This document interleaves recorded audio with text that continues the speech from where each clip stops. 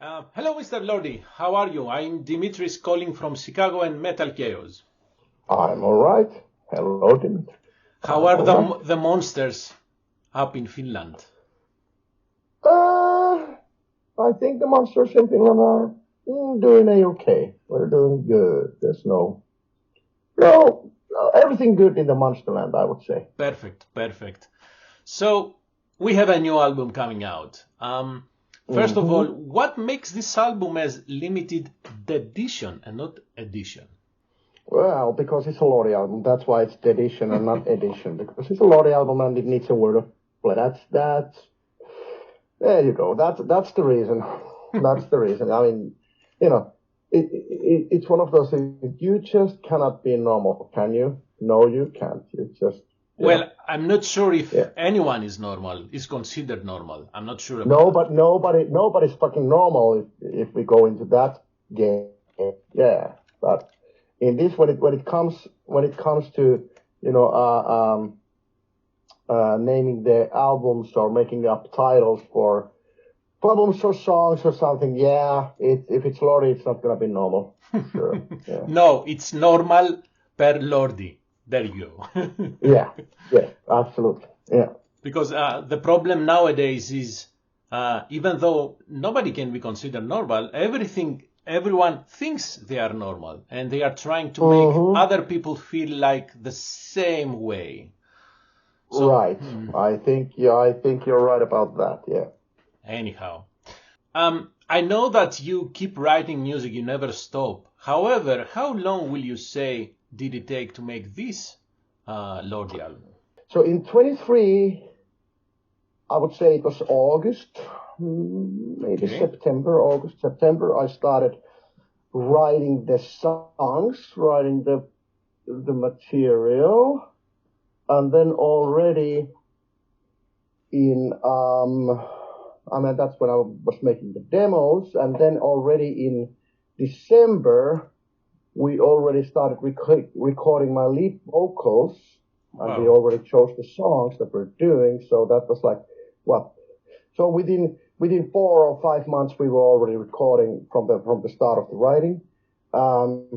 Maybe it was like 4.5 months or something. And this was the first time actually that we recorded lead vocals first, which of course wouldn't have been possible in the olden days. But nowadays, when you kind of like skip the demo phase in a way that when you make the demos, you do Pro Tools or whatever recording program you use, and then if the tempos and the keys are all right, on the songs, then you're just like re-recording on top of that. So you're just like rebuilding the song. So which is kind of like a shame that you're missing those demos in a way that, but anyway. So we started, because since the tempos and the structures of the songs were pretty much okay. So then we, just because of time scheduling and shit like that, that's why we recorded lead vocals first, which was weird. And then after that, we recorded the drums, bass, and rhythm guitars and shit. So then I think like most of the album was already recorded before, was it like February 24? Wow. And then we went on tour. And then we had a tour. I think we had like 2 months or 3 months on tour, 2 months or something like that. And then when we came back, I remember it was May, and then we just recorded the whatever remaining shit was there left to do, which was like backing vocals and guitar solos and radio theater with Ralph Ruiz and all that shit. We did that. And then already, by the, when any song would be already recorded, it went to the mixing guy already. So the mixer guy was already, getting song by song. And by June, by the end of, I think it actually was like mid-June, it was already being mastered and it went to the factory. Wow. That's how. Wow. And so the album actually was like pretty much like recorded almost a year ago. Not really, but yeah. More than half a year ago, it was already, being processed and mastered and shit like that. And then in July, I think July or August was it? Yeah, something like that. That's when started doing the new costumes and masks. And of course, we had every fucking weekend we had a festival shows, and so that was pretty tight. And then and then I was doing the graphics in the fall and barely made it to the deadline. Yeah, but I made it, and then and here we are. That's quite a journey. Quite a journey from practically almost 2 years. Although it's not working every day of every year, but still, I wonder how much discipline does it take? Because you said you recorded the lead vocals first to say, okay, I will not change anything. I will stick to what I have done. Because you kept working on that. The beauty with lead vocals usually is that you can change shit. You know, it doesn't really. But then after you are of course. But then after you are pretty much like set in stone, that you have discussed with your with the band and the A&R and everybody. You say, okay, this sounds good. This is good. So why change it then? So then you already know how the song goes, and then you are recording lead vocals first. And this was usually we record the lead vocals, just before the backing vocals. So it's usually the second last thing to be recorded on the album. But this time we did it like this because of the time. Those were recorded here in my workroom at home, and my vocal coach Tracy, he came here to record them, and so. It was just a scheduling issue why we did it this way. Yeah. So, but it worked. Even though it was a bit different for me, because usually by that time you had a little bit better sounding backgrounds to sing on top. When you would have real drums and then fucking guitars and bass and shit like that, and now you are actually playing on top of your demos that you have played yourself, so it's a bit different. But then again, like for example our drummer Mana, he said that it was cool to actually hear the final vocals where he plays the drums too, and I guess the rest of the gang was also like pretty cool with that now they hear how the vocals will be on final edit. And I think like guitar player he did some little things like following the vocal melodies and changed some things on the rhythm guitars or something like that, just to back up the vocal melodies, and stuff like that, or the rhythm of the vocal melodies. So it was interesting. So I'm looking at the cover artwork and then the intro, the Hexecutioners.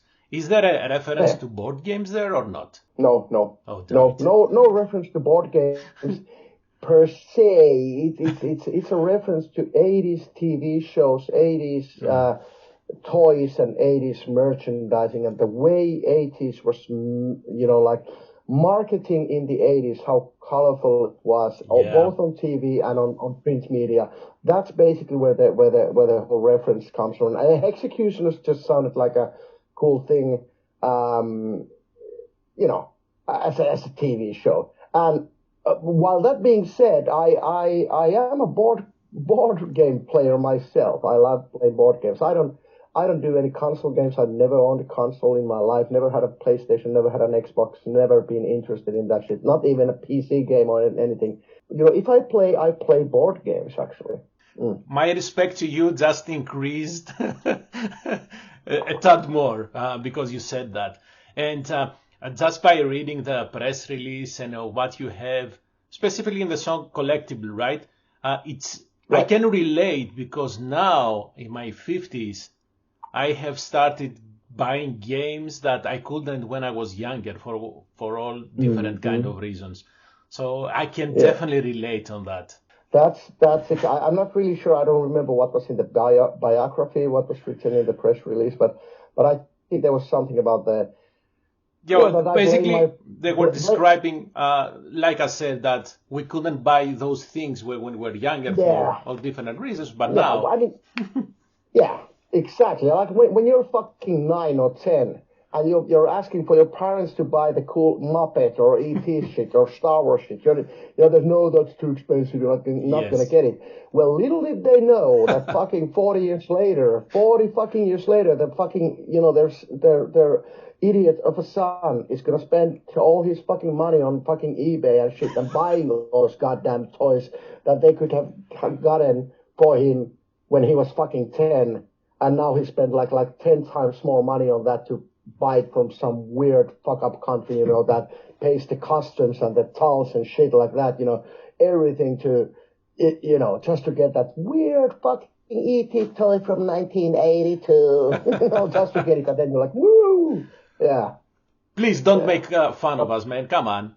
I'm not making fun. I'm just stating the reality as it is. Okay. Because okay. let's face it. There are people who are grown-ups, but real grown-ups. They're real men and on this planet, and they are actually, they do real jobs and they don't spend their goddamn money on the fucking toys and shit that they didn't get when they were kids. But I'm one of them. I need to have them. I agree.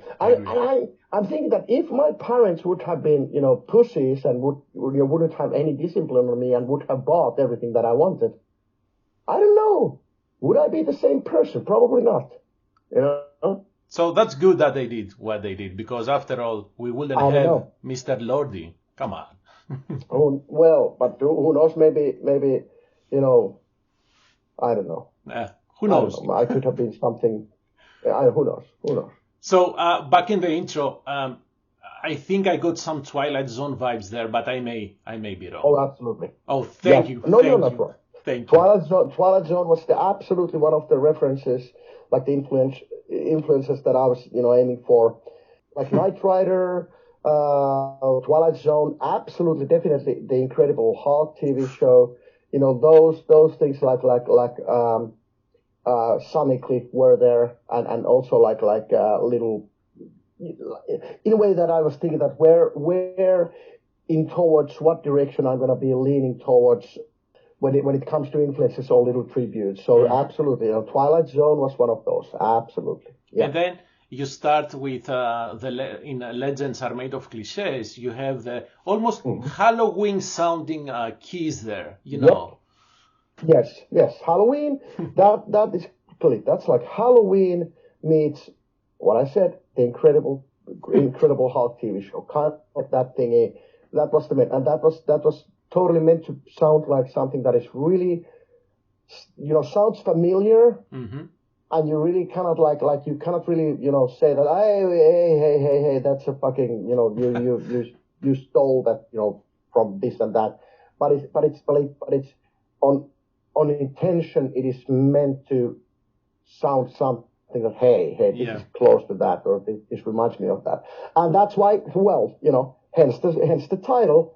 The Legends Are Made of Cliches, and because it's like, for me, it doesn't matter whether you talk about the movies or you talk about music or anything. If you talk about comics or maybe even games or whatever, there are things that work, and the things that work are usually the things that people tend to like. Right. And then and people tend to want to have more of that thing that they like, and that becomes a cliche in other people's eyes, whether it's, let's say, Jason Voorhees on Friday the 13th movie series, for example. Those movies crap as fuck, but the character is great. And let's face it, it works. The plot works every single time, and it's such a cliche fucking, thingy, but it works. And that's it. So not necessarily a cliche is a bad thing. I don't see a cliche being a negative word at all. Cliche means that it's a thing that it's proven to be working. Right. And if it comes to music, if you listen to, like most of the, let's say, 80s, metal or hard rock or heavy rock songs or whatever you want to call them, they have the same goddamn formula there. They're probably A minor, F major, G major. Those are basically the three chords that you use to write like cool songs. That's what you use for, and from anything from fucking Love Gun to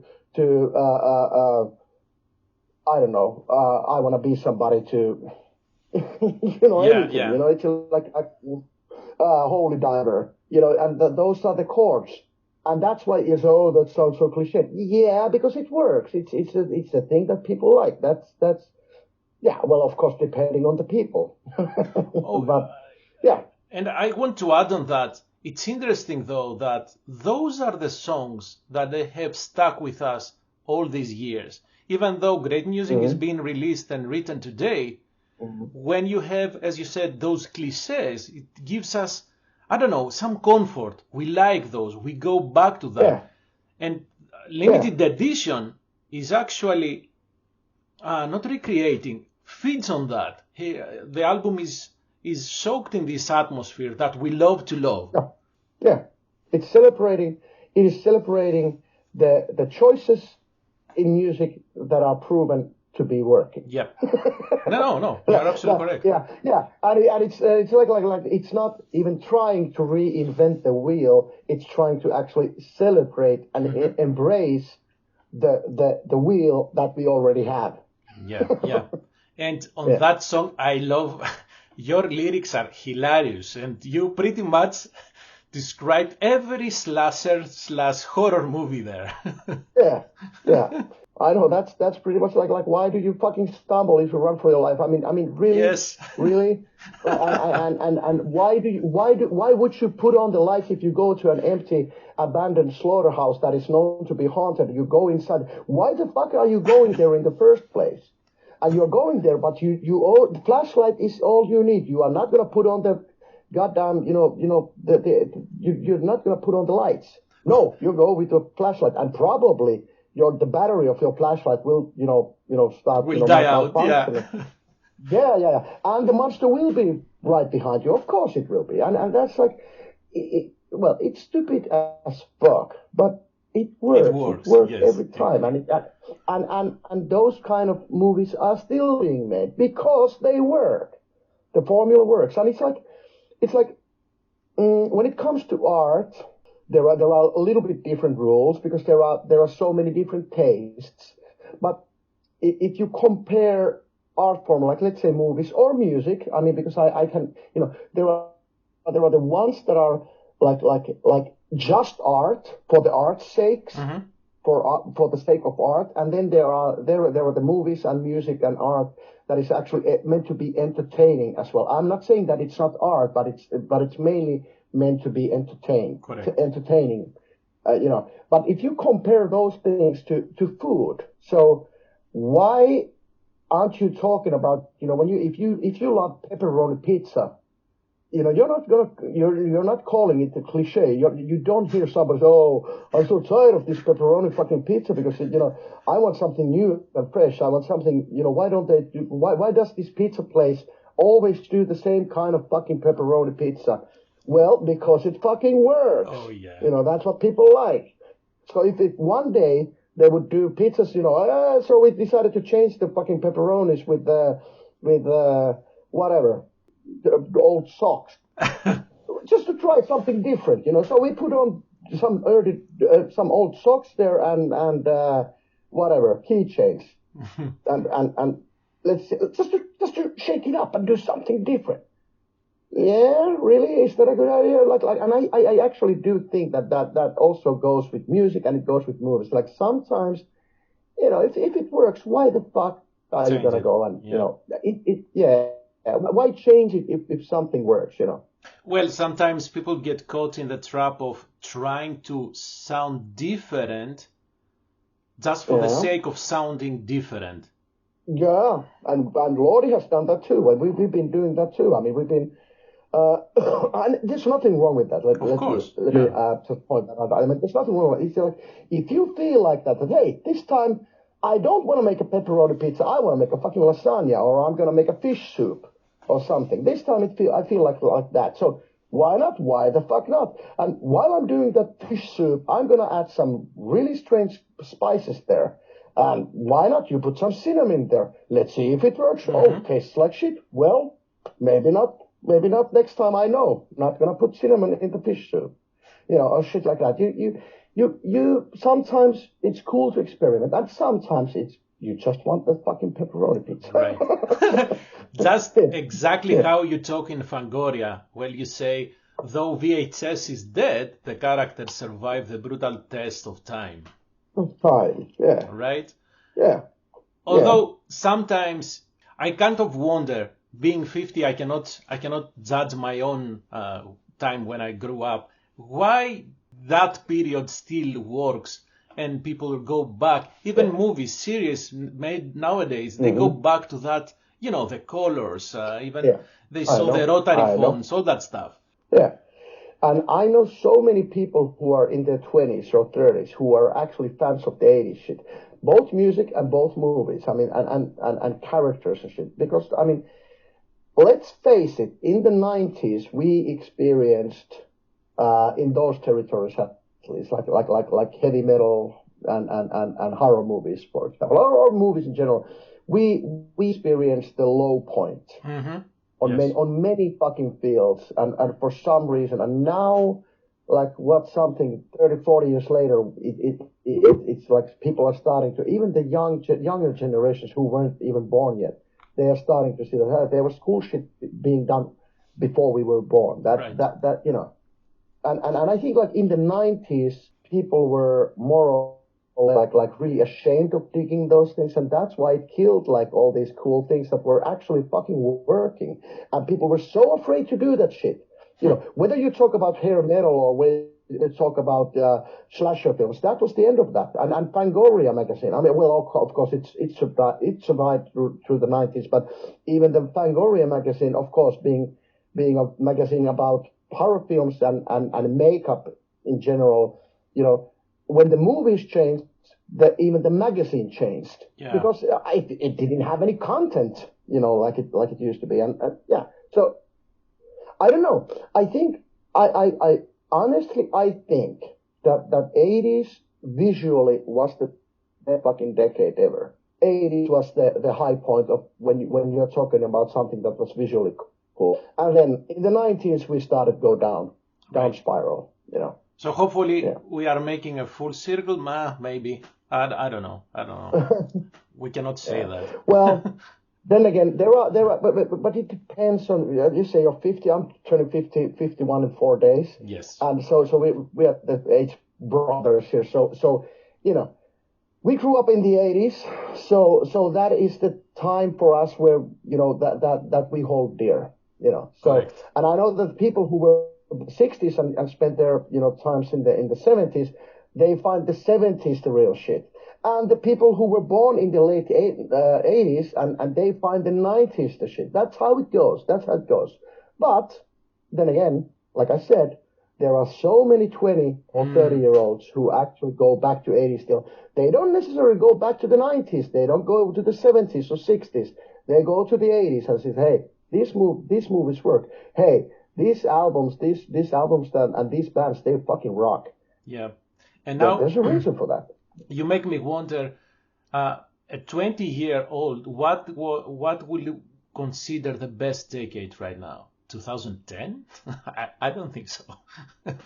I don't think so. I don't think so. For me, since I mean the last 25 years pretty much. Yeah, well, now it's not 2025. So last 25 years has been like a snap of a finger. It has been so quickly. I think that in the last 25 years, the world of entertainment has been pretty much the same. Yeah. To me, I mean, I have not seen any progress of anything.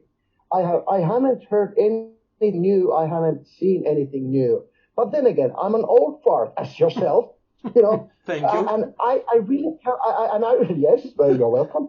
And I honestly, I cannot take in any of the news shit because it sounds like shit and it looks like shit. It's like, it's like I think the doors of my welcome center have closed.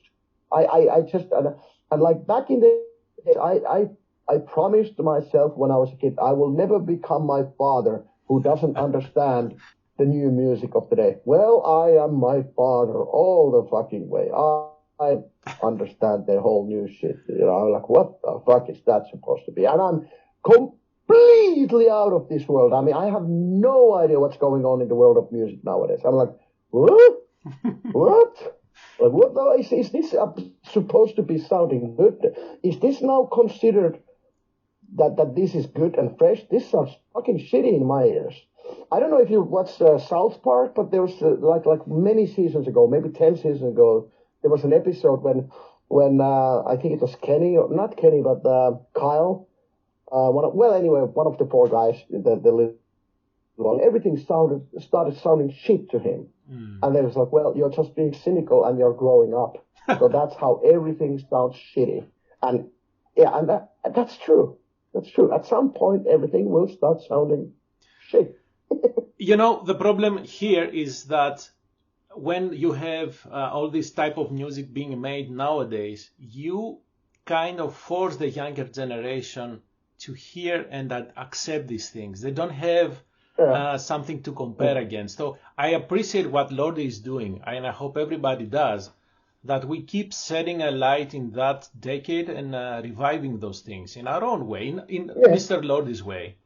Well, thank you for saying that. I think, well, also,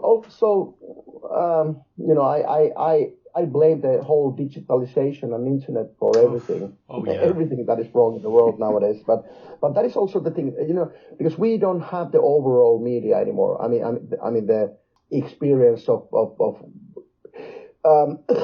because now everything is so fragmented. All the information, when it comes, let's talk about music, for example, everything that is out there. So people can say that everything, it's more freedom now. You can choose whatever you want. Yeah, but nobody's choosing it for you. So if you don't know about this or that, you will never find it out by accident. Yeah, that's the thing. Is that's the thing that there's so much to choose from. And if we go back 30 years, 40 years, not let alone 50 years, you go back and then when there was no this hell machine called internet or digitalization or any of that shit, there were some people who were actually professional fucking people who were selecting the good fucking strawberries from the patch, and offering to people, this is that. Okay, this strawberry isn't really done yet. It's not ready yet. So we'll let it, grow a little bit before we introduce that to the people and shit like that. But nowadays it's like let's put it this way. Like in the 80s, there were many music magazines here in Finland, many of them. And if you were a metal fan, it didn't mean that you were only knowing about metal. You knew who was Tina Turner. You knew who was Bruce Springsteen. Yes. You knew Duran Duran. You knew fucking Nick Kershaw. You knew fucking everybody. You knew goddamn Michael Jackson. You knew them. You knew Madonna. You knew Aha. You knew everybody. And same way that the fans of, let's say, fucking Madonna, they knew Kiss, they knew Wasp, they knew Twisted Sister, and they knew Alice Cooper. They knew those bands. Even though if you didn't like them, that's fine, but you knew about them. Correct. Well, fast forward fucking 40 years now, if you ask a fucking 20-year-old guy now, who's a hip-hopper, if you ask anything outside his genre, he has never heard about a single fucking metal band. He has never heard about Kiss. He's never even heard about Metallica. He's never heard about Slayer. He's never heard anything that is outside his own bubble. And his bubble might be huge. It might include fucking millions and millions of songs and bands. But the artists are all in his own world. Let's say hip-hop, for example, or whatever. And the same thing, unfortunately, goes the other way around, too. I think the young metalheads are not knowing anything that's outside their, because they have no way of being exposed to anything else. Right. But when we, now 50-year-olds in the 80s, we were 10 and 15 or whatever, something like that. We were exposed to everything. We knew what's going on in the world in general. Well, maybe it's our fault that we have not taught the younger generation. I don't know. Maybe we are part of the problem. No, it's not our fault. It's not our fault. It's the fucking internet's fault. That's where the fault is. That's where that's where the blame lies. When everything got so free and open and the limitless possibilities for everyone. That's where we fucked up. Well, we didn't fuck up. I had nothing to do with that. Yeah. So, what have you prepared for the live shows to fit the records aesthetics? I'm going back to the album. Yeah, maybe that's good. Well, we have some ideas. We're actually right now. I'm sitting on my computer and I'm doing the graphics for the backdrop. Okay. The stage set is being built at the moment. I think it's next week when we start building the effects, and it's every time it's like through trial and error. We have some ideas for new effects for the tour, but you never know if they fucking work before you build them, and that's sometimes it's really embarrassing moments. And expensive. When you actually don't have. Yeah, and you don't have time. Then you might be in a crossroads when you have to make the impossible choice. Like, all right, we have this set now set up, and we know what's going to happen during this and that song. Okay, but this effects doesn't really work. So are we going to skip the effects completely, even though it's like kind of like it kind of works, but it's kind of like lame or embarrassing, or are we gonna just like leave that 1 or 2 minute spot there completely empty and nothing happens, and that's fucking lame also. So this is always like it's a scary times of when you're building and trying to come up with the effects, because you have the ideas, and of course the ideas, they always work. But when it comes to the actual practical reality of building the effects, sometimes it doesn't fucking work. It looks like shit. Or sometimes it might go completely the other way around. It could be like, I don't know if this is going to work. But say, well, let's try it. Oh, fuck yeah. Hey, this looks cool. This looks fucking awesome. And then you get people, after the show coming up and say, how the hell did you do that? How the fuck did you do that? How the hell did you make that guy fly, And when we're in this metal club, I mean, how the hell that there are no wires or shit? And then like, well, yeah. But there are things like that sometimes you succeed. Most of the times you don't, but sometimes you do. Well, that's life. That's life. So, are we gonna see this show on this side of the Atlantic, particularly in Chicago? I hope so. I mean, like I always say, there's like let's say every single fucking year, there are offers, there are talks with the booking agencies, there are talks with the promoters, but at the moment, the problematic issue is that the American promoters are not willing to pay us the fees that we would need to make it profitable, because we are not. I mean,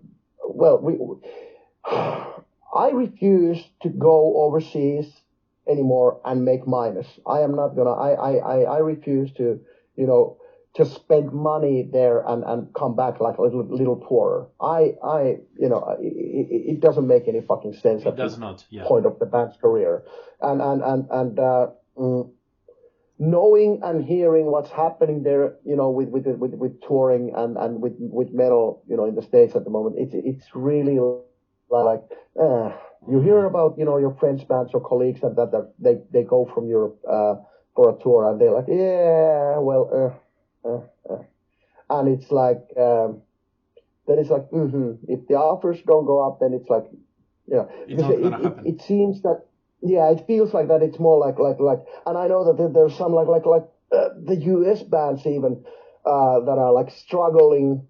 They're just trying to cope with the situation, that they're trying to get any gig that they can at any fucking shitty venue that they can to make, to make a living and get their art out. Yes. Which is cool, but it's like, if you add those fucking flight costs plus rental of the fucking nightliner over there and everything, and so it's like okay, and you start adding up the guarantees of the venues, you're like, okay, this is not gonna fucking work. This is not gonna fucking work. This is we end up paying to go there on ourselves. So we rather just go there on holiday and visit fucking, Universal Studios and go to Disneyland and, woohoo, rock on. Yeah. Rather than just, This, I'm sensing that the following 2 years at least will be time of adjustment, or I hope we will find some solution, but I'm not very hopeful, to be honest. The business has a funny way, then again, of turning around pretty quickly also. As we have seen, as the history has taught us, it has a funny way of actually turning tables quite quickly. It depends. I mean, all we need is some snowball effect from somewhere, and it happens somewhere. Hey, it's cool. Fucking cool. Hey. And then, or maybe it just needs one or two promoters who are really like, okay, let's fucking, do this. Let's do this in a way that it works. That we can make it work. Yeah. Mr. Lordi, thank you very much for being the other half of the two old men in the Muppet shows. In the Muppet Show, and we sounded like two old men. I'm Waldorf. I want to be Statler, by the way. Okay, you're Waldorf. I'm Statler. Not a problem. And we said so many times I gotta tell you, I just because I like to build stuff. I like to do shit. So what I just got in my home theater, I built myself the Waldorf and Statler, the goddamn box. I have the box there, life size, with Waldorf and Statler. I built them up myself, and I don't mind saying it myself, but they look exactly like real. They look really fucking cool. Oh, I'm jealous to see that. And like I said, I'm happy that we played those roles in this interview. So thank you for that. Yeah. Okay. No problemo. Have a great rest of your day. Great shows. And I don't know. Let's see if something magical happens and we see again Lordi in Chicago live. Oh, this would be awesome. I mean, like I said, there was even offers like in the end of last year. Okay. And we just decided that, oh, fuck. No, shit. Fuck. No. Yeah. Let's end this in a happy note. So let's say, we'll see. Yeah, we'll see. We shall see. Thank you very much. Thank you. Have a great day. Cheers. Bye-bye. Bye-bye. Bye.